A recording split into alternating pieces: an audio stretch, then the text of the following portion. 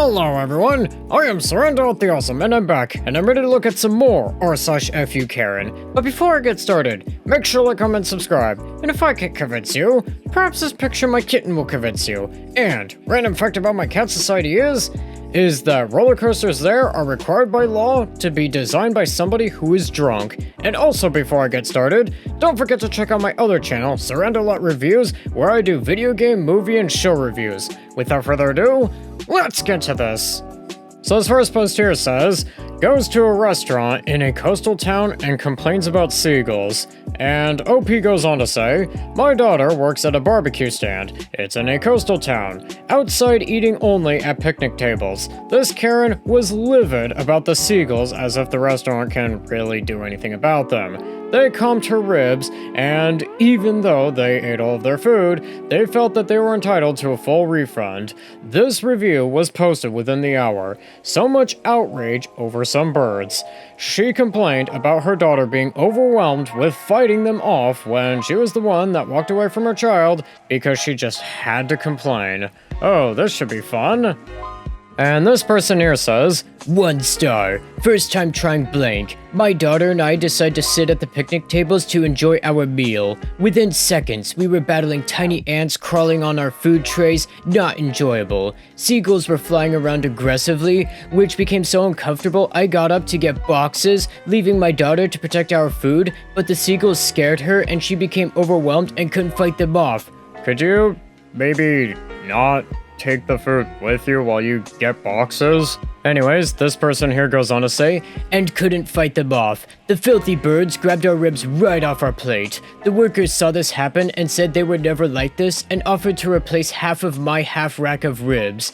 I would have liked to have enjoyed the whole $50 meal. Okay, I will agree that the price is very high for that. Anyways, this person goes on to say, with all the sides paid for, or my money back, but I ended up having to throw away because of the invasion of seagulls and ants. Prices are too high not to be able to enjoy my food while it's hot, instead of takeout only. A little bug killer to deter around your tables, and a walk across the street to EJW for some fishing line would have done the trick. Tie the line across all your posts over the tables, and you won't see the birds again. Not a great first impression. Eat at your own risk or lose your food to the wildlife. Well, that kind of sounds like something you're just gonna have to deal with there, my friend. Especially since you are literally on the coast. And I'm gonna probably give this like a 45 out of 50. I will agree that the prices are too high, but yeah, you're probably gonna have to accept the fact that that is just going to be something you're gonna be dealing with there, my friend. And this next post here says, how about when you decide you aren't gonna make the appointment? And OP goes on to say, I wonder how many no-shows for appointments they've had without calling. And this person here says, 1 star. Went in today to book an appointment with her for highlights and booked for 2:30 p.m. She fit us in and was very accommodating. We booked an appointment at 1 p.m., however decided not to move forward with them. Well, you probably should maybe call and mention that there, my friend. Anyways, this person goes on to say, she called around 1:20 p.m. to ask if we could come sooner since she had a cancellation. I told her I was unable to come at all. Well, again, you should have called sooner.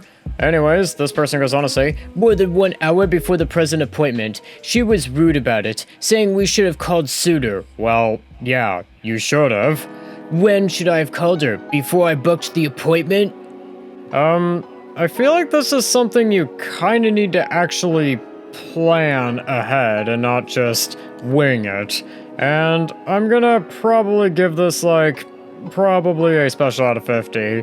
This is stuff you really need to plan in advance and not stuff you can just wing.